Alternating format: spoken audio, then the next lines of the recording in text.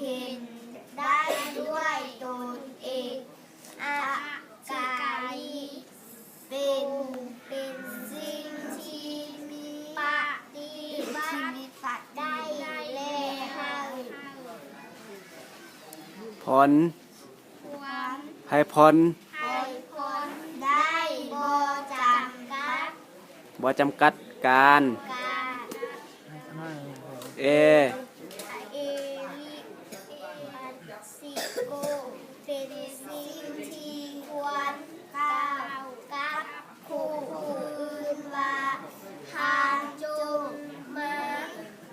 เบิ่งเธอเป็นโอบานาจิโกเป็นสิ่งที่ควรนอบเข้ามาใส่ตัวปัจจัตตังเวทิตัพโพวิจู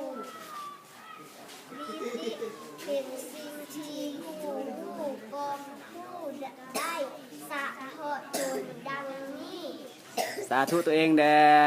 สาธุ